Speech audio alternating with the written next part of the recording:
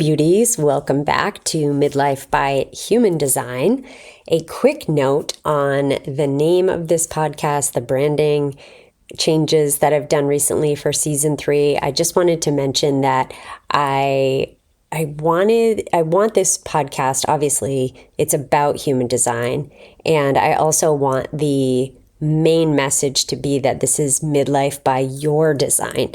It's you reimagining what midlife can be for you personally and designing it with intention the way you want to, which is what this podcast is going to be about. But I wanted to talk about the rebrand because I took the parentheses away from the human part of human design. Mostly because I wanted to make sure that if people were searching for a human design podcast, especially women in midlife, that they find this podcast. And I didn't want the parentheses to prevent that from happening with SEO and whatnot. But if you're wondering why I took them away, that is why. And I just gave the human a different color to kind of make it pop a little differently. So I hope you like the redesign. I haven't gotten it up everywhere. I'm still kind of slowly working through these tasks of updating. So if you don't see it in the various places that you're listening yet, then know that it's coming there soon.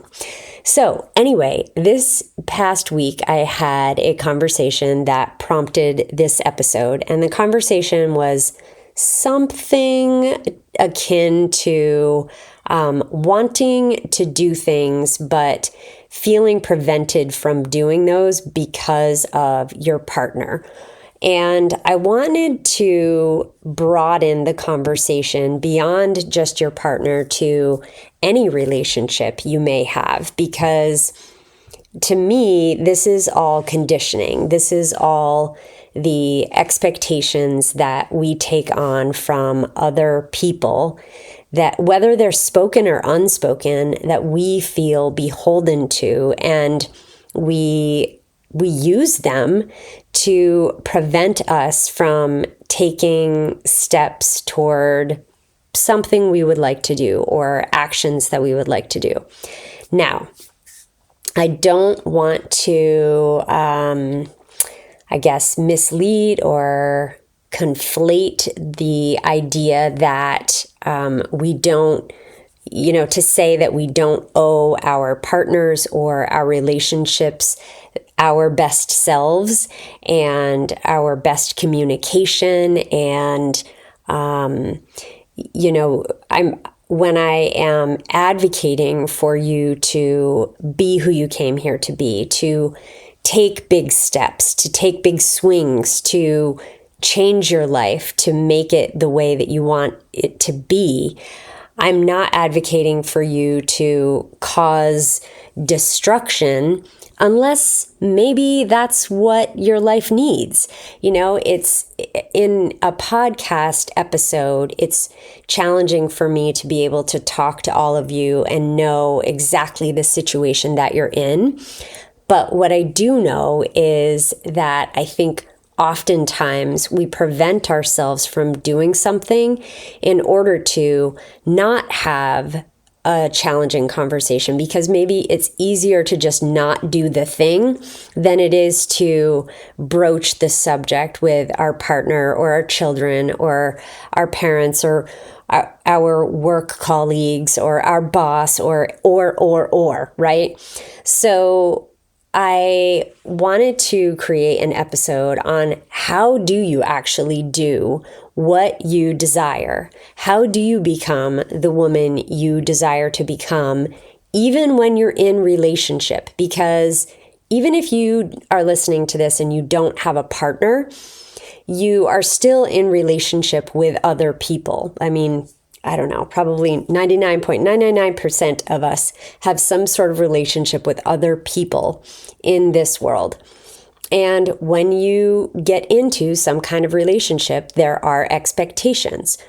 And I want you to have a roadmap for how do you still be the woman you want to be, even with those relationships in your life. And I was out on a run this past weekend, and this all just came flooding in. So I was voice texting it to myself as I was running, and the way it was coming in felt very much like a channel. So I'm just here to share it with you, and I want you to take what fits and leave the rest.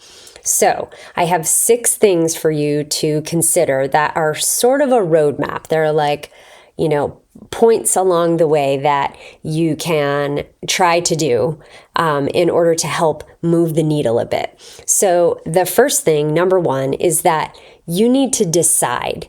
You need to decide that you are worth changing your life and living the kind of life that you've been dreaming about, or the kind of life that you've wondered about, or you are worth the things that you want, the type of relationship that you want, the kind of travel you want to go on. You're worth the things that you want to have in your life. You're worth more time that you want to have available to yourself. But you need to decide that for yourself. You need to decide that it is important enough for you in order for you to make the change. And honestly, if this one piece doesn't happen, I don't know how all of the other pieces happen, because what will happen is you will sabotage. If you take steps toward this new version of you, you'll find ways to fuck it up because you haven't actually decided to bet on yourself. So this is a reminder that you've got one life in this body, and your soul is going to continue to put lessons in your path to help you grow. But if you're consistently and constantly refusing them over and over again to make people comfortable, then, you're destined to come here and do it all over again in a different body, in a different timeline. And who knows, you could be headed back to the Stone Age. Time is not linear. So you have to decide at some point that, okay, this is it. This is the time that I live this version of me. And once you make that decision, this is where my 5-line practicality is going to come in. I invite you to make a bucket list.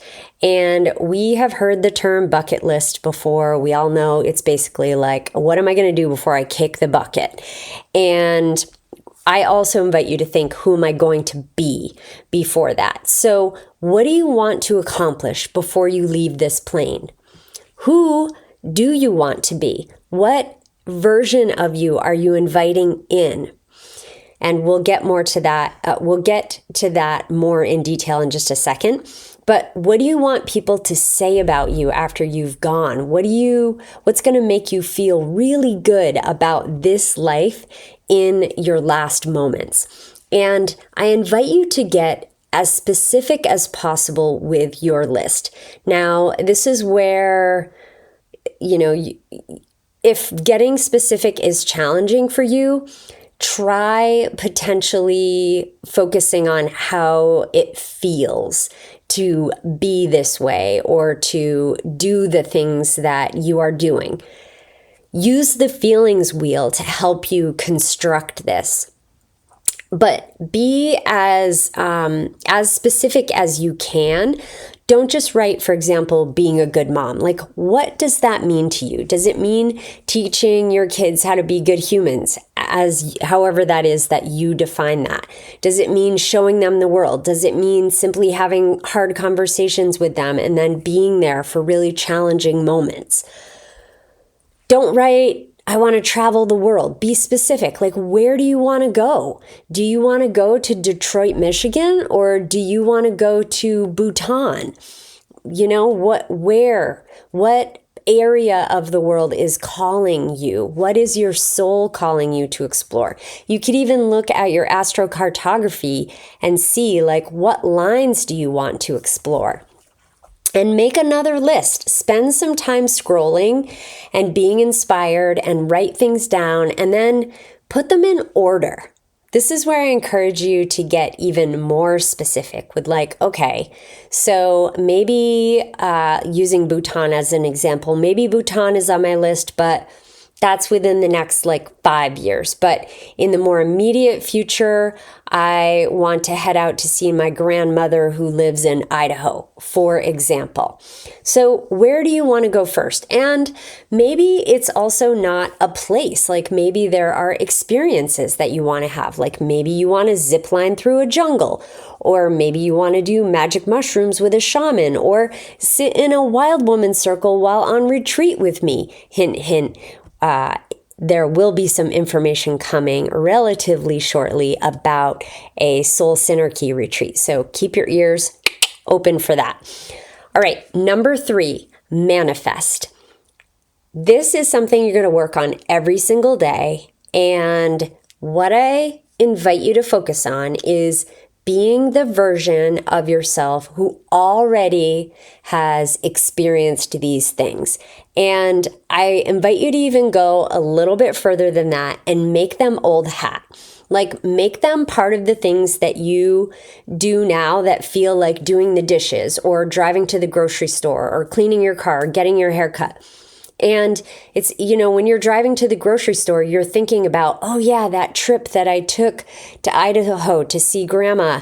I'm so glad I did that before she left this plane. And what an amazing experience we had together and how we laughed. And, think of some stories she told you. And what you're doing is you're weaving in stories to your brain and your subconscious to help it believe that shit, I already did this. Like this is part of who I am. This is part of the experience I have had. So when it comes time to book your tickets, it's like, oh yeah, this is exactly the flight that I took. I know you've already kind of timeline hopped in your mind and you're just coming back to the present to make it actually happen. So doing those little pieces are the 1-degree pivots in your day. Just like thinking a thought about something that you have experienced and feeling the feels. Those are little tiny pivots that get you to the version of you that you want to become. Okay, number 4. This is, up until now, it's been a lot of inner work, and this is where we come into the relationship component. It's talking to your people. So, who is it that is closest to you who needs to know this information? Now that you know this information, now that you have some clarity about who this version of you is, what parts of it are for you alone to experience, and what parts of it do you want to experience with your loved ones, and then have that conversation. And listen, I know a lot of you are going to be like rolling your eyes at me and being like, Lori, all they're going to say is all the reasons that we can't do that, or we don't have enough money, we don't have time, we can't put the resources into this, we have to put resources into fixing the house or our retirement or blah, blah, blah. And here, my friend, here is where you need to dig deep into your being and release your wild woman. She does not take no for an answer. She finds a fucking way. Where there's a will, there is a way, and the wild woman always finds it. She always finds it. So if you want these things, if you have done the work to get clear on what those things are, what those experiences are, what those feelings are, what that version of you is, if you've done that work and you are clear on that, do you really want somebody else to tell you why that can't happen? I don't care if it's, quote, practical. Believe me, this is a caveat here, this line of thinking has personally added to my debt, but would I trade the experiences that I've had for the fact that I still have to pay off on a credit card? No. And I knew that, for example, hosting a retreat and floating in this Costa Rican pool while I was looking over the ocean and watching toucans fly above me, like I knew that I would pay it off eventually, and I am doing that. And I also I also made sure while I was laying in that pool floating to be so present and to experience everything around me through every single cell of my being. And it changed me for the better. So the message here is that sometimes something has to give a little in order for you to be who you came here to be. Sometimes that's the purse strings. Sometimes that's your relationship and, with your partner. Sometimes that is the time that you have for other things in your life. And listen, only you know your personal finances. Only you know your personal, the personal makeup that you have in your life. But I want to encourage you to not pay attention to that scarcity thinking and start focusing on the having of the thing. Instead of this, like, I don't have it. It's like, no, my debts are paid off. I have all the resources I need to travel when and where I want.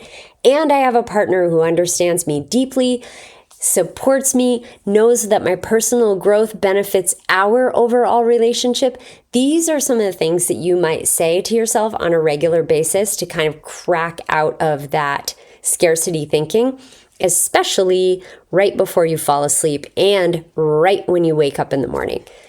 And listen, you know that I'm not a financial advisor, but I do know that money is numbers and it's an exchange of energy. And when you invest in yourself, that's the kind of thing that you remember in the end. When you are looking back, as I said earlier in this podcast, when you are looking back in those final moments in this body and you can say, wow, I did it. Like, I did the thing. I feel really good about who I am leaving this plane. So what is it that you still want to do with this one precious life? Have the conversations with your loved ones and work on the list together. Encourage them to write their own list. Like, if you can share this activity with them and help them to start thinking bigger and broader, then potentially that can be something that can bring you closer together. And then you take one small action every single day, inching toward your goals. Number 5 is to be the wild woman. So when I was thinking about this and this was coming into me, I was envisioning this as either a list, another list, a separate list, or maybe even an old school collage or a Pinterest board or something, because I want to encourage you to create a vision of who your wild woman is. Who does she be on a regular basis? What does she look like? What kinds of things does she say? What kinds of things does she feel? Like, both feelings in her body when she wakes up in the morning, as well as like, how does she feel on, of the fabric touching her skin? How does that feel? Does she refuse to wear synthetic clothing? So like, thinking about her and her senses and what you can sense from this future version of you who is this wild woman embodied. What does she smell like? Is it chai oatmeal soap from the farmer's market? Maybe it's frankincense. Maybe she smells like nature. Maybe it's some new natural perfume or something. I don't know. What does she smell like? What does she smell like to you? And then when you are taking a shower or when you're putting your clothes on, like really being present and smelling that, taking deep breaths in and experiencing how she smells. How does she look? Does she stand a little taller than you do right now? And if she does, this is a good 1-degree pivot example. Whenever you notice yourself slouching throughout the day, just pull your shoulders back. Correct yourself every single time, and then eventually you will be standing taller on the regular and you will have stepped into that version of yourself. So another thing to think about is the habits. What kind of habits does she currently have, or that does this version of you currently have that you're yourself right now in the present does not have. Does she scrape her tongue in the morning? Does she move her body 5 to 7 days a week? Does she get up and walk around during the workday or take 3-minute meditation breaks? Does she say the hard thing instead of avoiding it? Does she find words even when it feels like they're stuck in her throat? I'm seeing maybe a 2-column version here, a situation with like the current amazing version of you, because you are an incredible version of yourself right here, right now, in this present moment. And as you start to step into this future version of yourself, she might be on the other side of this column, in these 2 columns. And so what habits does she have? So this helps you to see the distinct difference. Like, okay, in the morning, all I do is brush my teeth. But actually, the badass wild woman version of myself, she flosses and she tongue scrapes and she brushes her teeth. She gives herself 5 full minutes to take care of her mouth and her oral care. I'm just making this shit up, but that's an example of like a 1-degree pivot. And just work on establishing that habit. Maybe that's the one thing that you do for yourself for like a whole month. And then you realize like, okay, I'm going to continue on with that. And then I'm going to work on something else. So making that 2-column kind of list of current me and then future me, and how does this translate when it comes to the wild woman? And then also having either it's a collage or a Pinterest board, but something that feels really visually stimulating, sensually stimulating to help you anchor into this version of yourself. All right. And then number 6 is, of course, to use your tools. So once you have some ideas about this woman that you're becoming, and once that feels clearer to you, and remember, this list is not exhaustive. It can be changed every day. You're allowed to update it whenever you want, especially when you are in an emotional wave. Maybe things will come to you at the height of your emotional wave or at the low of your emotional wave. Maybe Greece suddenly lands on your list when you're following me in my journey next month. Maybe you decide that wearing sneaks to work isn't as important to you as you thought. So some days are going to feel more inspired than others. And this list, I guess I should say multiple lists and pieces here, they are just meant to bring you inspiration and to keep you doing the work. And tools like human design, of course, are things that can help you understand how to get there. Like, they can give you the specifics about how to get there. I start with the shadows. What shadows do you need to work with? And I say with, not on, because shadow work is like, you can work on it, you can work with it. It never really goes away, I guess. It's like, you're always going to be experiencing the low to high expression of the different energies, but you want to spend as much time in the high expression as you can. And I thought about prescribing a place to start in your body graph when it comes to this kind of work and using your human design, and especially if you're new to human design. But actually, it really feels to me like you need to work with wherever you are drawn to. What part of your design do you feel would be helpful in this work, in each of these pieces and parts? Maybe it's simply doing more of what lights you up. And that's one of the things on your list after you decide that you're going to do this, you're going to be this version of yourself, then you make your list. And maybe one of the things is simply doing more of what lights you up if you're a generator type. Maybe it's understanding how your gate 15 moon drives you to extremes and where that's benefited you in the past, and then also where it's gotten sticky. And how can you use that knowing about yourself to move forward? How can you use that knowing about yourself to have conversations that don't feel like you just went through a train wreck, even though they were hard?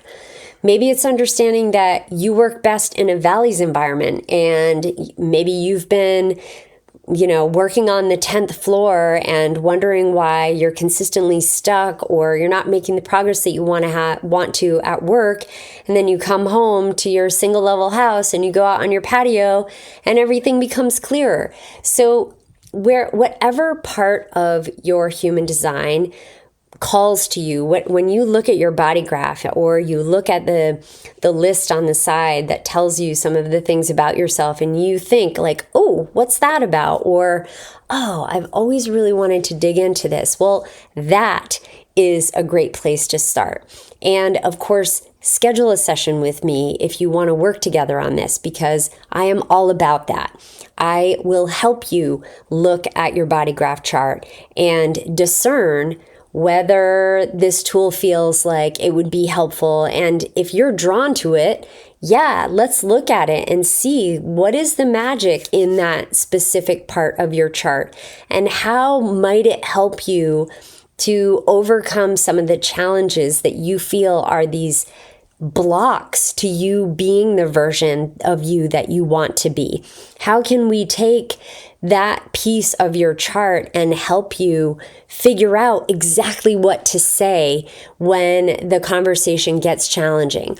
Or how can we take that tiny piece of your chart and help you figure out exactly what steps to take next if you are not sure about the career path that you want to take? For example, those are just a couple of examples, but this is the kind of specificity we can get into when we work together one-on-one versus listening to the podcast, where I really have to paint these broad strokes because I don't know your specific setup. I don't know like what's going on in your environment and your ecosystem.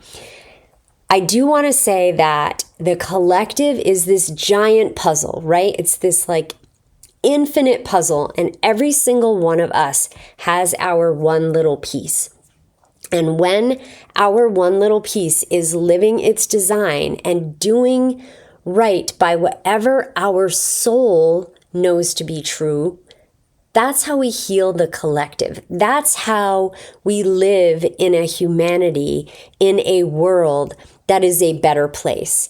In becoming the wild woman that we are, we heal the collective. So stop accepting the bullshit control of the systems around you or the people around you. Stop letting, yes, I said letting, your partner tell you what you can and cannot do, if that's the case. That is a conversation that inspired this podcast. Stop letting your worries about what your parents will think, or what your kids will think, or what your students will think, or what, your running group will think, or what your neighbors will think. Oh my God. Who cares? Everybody's going to have thoughts about what other people do. It's human nature. You probably have thoughts, right, about what other people do. You might even be judging them for what they do. You might be judging me for what I do.